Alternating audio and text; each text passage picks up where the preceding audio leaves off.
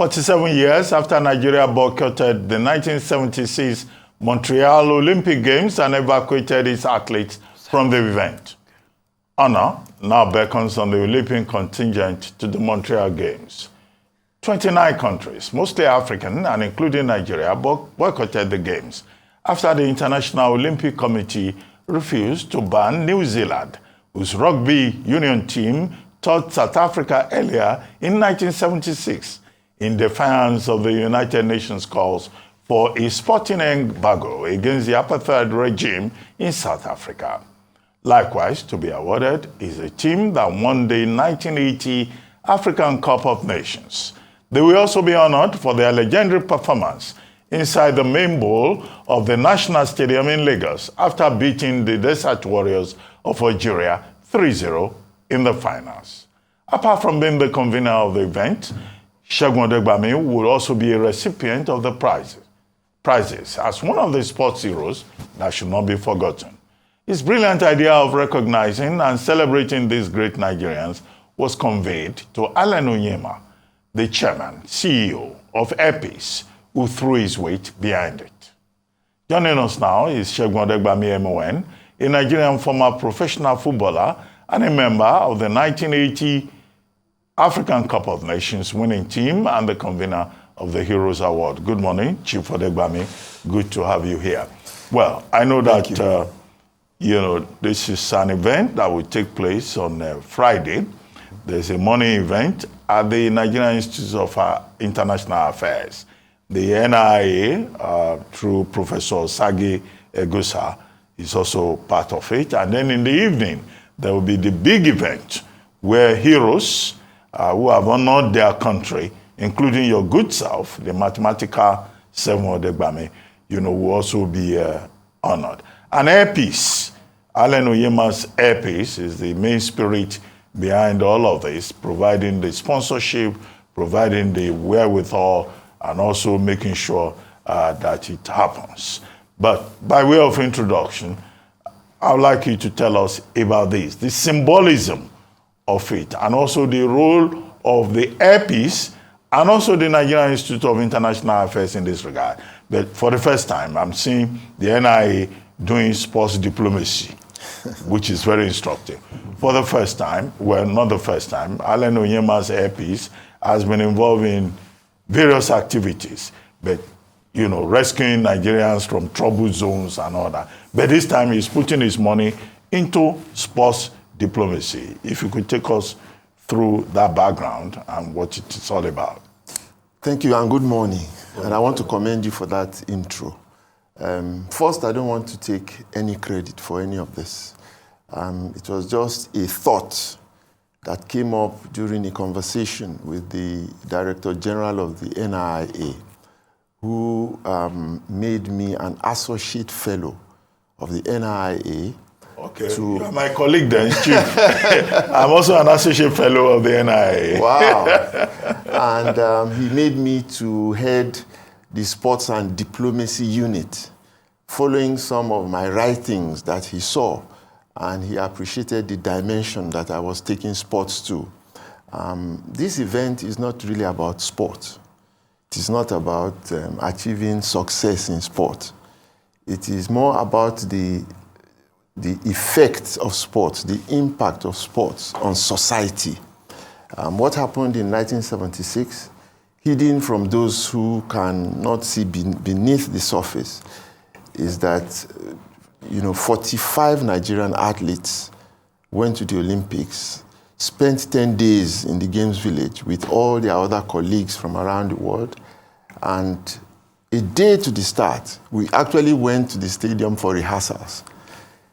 That evening, we were called, to Abraham Odia's room and told that we had to leave. And if you know the life of a sports person, somebody who spends years on a daily basis, come sun, come rain, training, going through unbelievable disciplinary measures and regime, and you're on a strict diet, you can't go out. Every day you are building muscles and taking all kinds of medication to keep yourself going. People like that who were ready to excel. Somebody like Charlton Ehizuele, he was the best long jumper in the world going to the Olympics. Godwin Obasoke, he was third ranked in the world going to the Olympics. David Sinande was just ready to conquer the world in boxing. We were very sharp. We went to Europe and we had a nickname then, 5-3-10 Eagles, because we were defeating teams in Europe going to the Olympics. So we were ready. We were dreaming of becoming Olympians, making money, being famous and all of that. And suddenly you had to leave. On the eve, you had to leave. 47 years after, I tell you, some of us have not gotten over the disappointment. Somebody like Charlton Ehizuele, you see him, if you know what's happened to him since then up till recently, you would know that a great damage has been done to a human being. And we're talking 45 of us, and people from 29 other countries, and nobody did a thing about that group. So in conversation, we came up about it, and a friend of mine in the US suggested that, look, these people should be honored. The USA athletes were honored in 1980. I was also in 1980. I was the captain of the Nigerian contingent. They were there. When they boycotted the games, went back to America, the president welcomed them. They recognized them even as Olympians and so on and so forth. So such a thing should happen. Allen is my very good friend. We've known each other forever. And every time he saw me, he would say he wanted to celebrate the 1980 Eagles. Not for their victory, but because that event truly was the first time after the Civil War that Nigerians would come together around a single event. Nobody was talking about the war anymore. The Igbos, the Yorubas, and everybody was coming together, and you could see the celebrations. That was the first time in our history in Nigeria that we would win at that level. So he was referring to that. And those two incidents coincided with my mission, my assignment in the National Institute for NIA. And I shared this with the DG, and he just bought it absolutely. The guy is a visionary. He could see. He's one Nigerian that I know that just start a subject and the man would have taken 4 or 5 steps ahead of you, as in chess. So between Dr. Allen Onyema and Professor Egosai Osagai, I had two people. Yeah, I had two people who were ready to take this thought to reality. And from that, little seed that we planted, over a year ago, we've been discussing back and forth, had now come something that is impacting the whole world. Because, now we have set up a proper sports diplomacy. Now we appreciate the power of sports. What Nelson Mandela said, that sport has the power to change the world. He wasn't talking about going to the field to run and to jump. He was talking about the effect, the impact sports can have on society. Absolutely. All right, well, a line in the Nigerian anthem, the first stanza says, the labors of our heroes past shall not be in vain. Not just political heroes, but even sporting heroes. So it's great to see that despite the passage of years, they will still receive some form of recognition and celebration. And I'd like to, you've told us the history behind how this came about, but what would celebration look like? And would it be sufficient? Because I can still see, and from your expression and body language, that it's, even though 47 years has gone past, it's still very fresh in your memories. And you talk about that time with very fondly. And I can imagine that for the other athletes who went to the games, they also feel this way. So what would celebration look like come Friday? And then you said something as you were closing your statement just now with regards to the power of sports in nation building, in bringing people together, in driving the economy. Can you speak more about how we are utilizing that, or how better we can utilize that in Nigeria today? Well, first of all, you need to meet with the 40, we are not 45 anymore, from 1976. Some have gone. You need to meet with those people who were involved in that 1976 episode. See them today and see their reactions.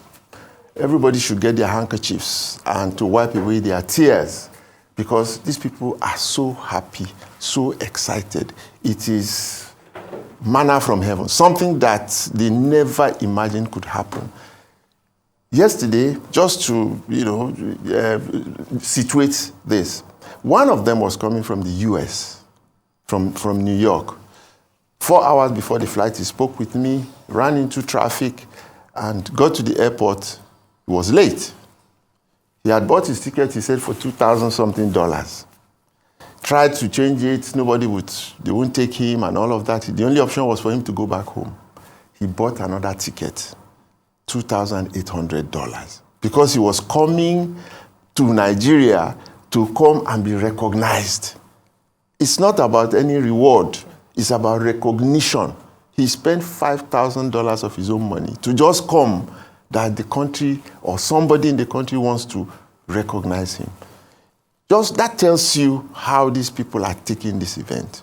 We have most of them coming from the States. People are coming from Tanzania, from Zambia, from different parts, all of them coming to this event. So, but just to answer your question, we are working seriously on the sports diplomacy side, because that's what this is all about. You find that in every sporting activity, particularly the big events, it is the sport itself that is the least activity. The sport itself is the least activity. Take the World Cup. It takes 7 to 8 years to prepare for it. And then all of you come together 1 month to celebrate and see what the performances are.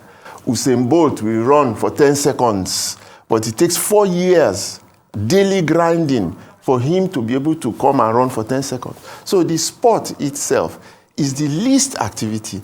What are all those other activities? It's another world. It's the world of the economy, it's the environment, it's medicine, it's health, it is infrastructural development, it is roads, it is rail, it is immigration, it is everything, all encompassing. And so we have set up a small unit, and I ask everybody to come on Friday and listen to a presentation by a Nigerian, Uyo Idoreyin. He's going to situate all of these things for the world to know how Africa can take, in fact, Nigeria can lead the rest of Africa to use sport, a sports event, to change development in the continent. It's happening on Friday. He's going to 1 hour presentation, and the world should listen, because there's a message there. In the morning? In the morning. In the morning. So there's a morning event at the NIA, an unveiling of a wall. It's a huge wall where the names of all the 45 athletes that went in 76 and the 22 footballers that represented Nigeria have already been written in gold, immortalized forever. The federal government has agreed and adopted it within the NIA, and people can go and see a truly beautiful edifice that we have standing there forever, and those people will be celebrated. And in the night, Airpeace with Allen Onyema, that great gentleman. I've not seen his kind. The man wants to now not just recognize and celebrate, but he wants to reward. He has made every member of that team, of both teams, alive, ambassadors of Airpeace. They will be flying Airpeace domestically, free of charge for the rest of their lives. It looks like I missed the road. I should have played football. They will be flying internationally. No, it's not about playing football. Look, my friend, Ron Freeman, legendary African-American artist, he's coming also. By the way, Philbert Bayi of Tanzania is coming also. They heard all of these things. And Ron Freeman said, look, what is happening in Nigeria has never happened in history, anywhere in the world.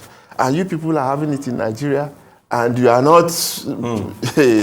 Anyway, I know that Arise is doing a great job. I mean, you are supporting this cause. So I can't wait till that night when these guys will be celebrated. It's going to be the biggest reunion of sports people, at least of that generation, in our history. So we are looking forward to it. I mean, when I'm seated close to a legend like this, I'm always in awe, so I don't even... That's the legend. That's the legend. This is the national treasure seated right here. I don't even know what to ask the great Segun Odegbami. I mean, you've done so much as regards, giving back and all of that. But I'd like to ask, with all the episodes, the ups and downs about Nigeria, what keeps you going, at 70 with this, your great passion for this country? I'm 47. No, you're 70. and I think you look really 47 at 70. I mean, you look very sprite. I mean, what keeps you going? Your belief is unparalleled about this country. Maybe this will serve as a signpost of patriotism to somebody out there that feels like he's lost it all about this country. You served, you represented this country, you've been part of the glory days, and you've also seen the lowest low of this country. But what keeps you going? I am a pilgrim. I am a dreamer. I am in sports. And we are told in sports that impossible does not exist, or impossibility does not exist. That's how we live. Otherwise you won't always aim to be at the top, to win. To win is a long, lonely, hard, challenging, difficult process. But we are taught that we have to win. So that's my life. I dream, and I don't like to dream small. I dream so big. 20 years ago, I told some people that Nigeria should host the World Cup. For example, Nigeria should lead 4 or 5 other African countries to host. And the whole country shut me down. The presidency that gave us, the go-ahead initially shut down the process. No, it's unthinkable. See what's happening in the world now. The whole world is now doing the joint hosting. America, Mexico, Canada are hosting. The next World Cup will be hosted. The one after that will be hosted by at least 5 countries, and so on and so forth. So what we proposed 20 years ago, we dreamt of, is now the reality. So we are also saying now again that this is the time for Nigeria to lead the West African countries to host the 2034 World Cup. It's a 10-year project. I'd like to ask you 2 quick questions. I don't know how much time we have left. 1, I'd like your comment on the growth of women's football. You are talking about joint hosting. At this moment, New Zealand and Australia, they are joint hosting the Women's World Cup, and we've been fielding reports from there. We have reporters here. Have they shown up yet? Yesterday, they were supposed to. We have Aaron Akirijola in Australia. Has he shown up? We've been expecting him. Okay, I hope he doesn't think he's there on holiday. He's there for work. Just for you to comment on, the Women's World Cup, women's football. And then secondly, there's something that has been happening around here. Many footballers, they will come, athletes, let me use that better term. They will say they are sick, they are asking for help, nobody is helping them. Why is it that so many athletes who have served Nigeria, they end up in penury, in pains, full of sickness? I mean, you and your colleagues who will be honored on a Friday, you are the lucky ones. But it looks like the majority will appear to be suffering.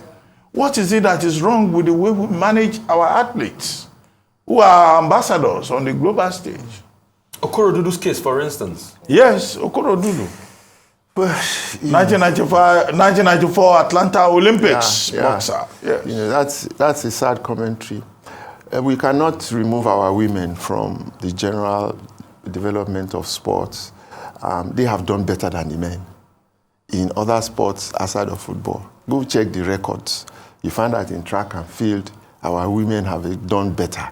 And even in the football we are talking about, they've gone to more World Cups than we have, considering the periods that we have been at the World Cup.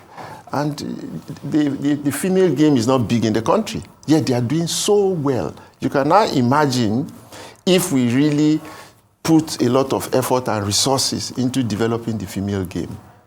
It should just take care of a lot of our young people. Don't appreciate the scope of sports. If we did,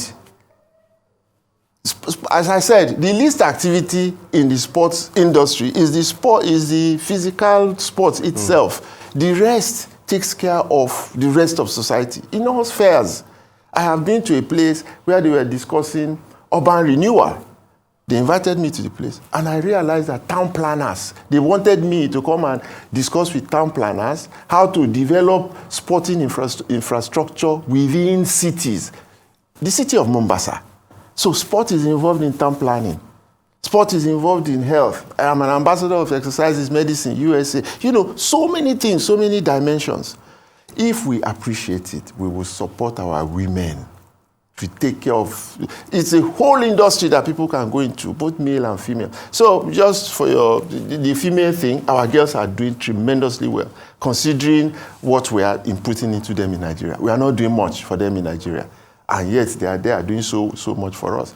I wish we had the people with the knowledge and the experience to lead us through this period when this country needs rejuvenation of some sort. And your second question was, the welfare. Yes. The welfare of athletes.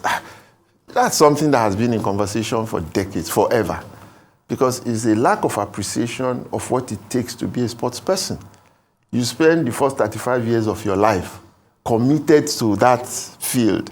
Day and night you are training. If you don't train 6 hours every day, committed to sports, you can hardly succeed.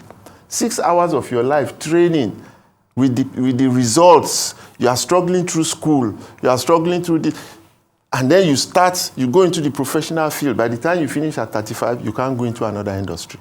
How much money have you amassed to sustain you for the rest of your life? You haven't trained in any other sphere. But you see, the world is a different place now. You know, with technology, with, social media and all of that, and the Internet of Things and information superhighway is a totally different world. So sports people have better opportunities, and the industry is becoming so big. You can earn so much money, like them JJ and so on. You can see that they are comfortable. No. I didn't make any money. JJ and Co, they are comfortable. They had enough to invest and all of that. But the vast majority do not have that opportunity. We need to set up something in this country to take care of the welfare of our people. When they are in sports, they will be investing into it. Like every other person in other sectors, you invest into it. When you finish, then you can go back to it and it takes care of you. We need to do that, but we are not doing it. On that note, we would like to thank you very much, Chief Segun Odegbami, MON, for joining us on the morning show.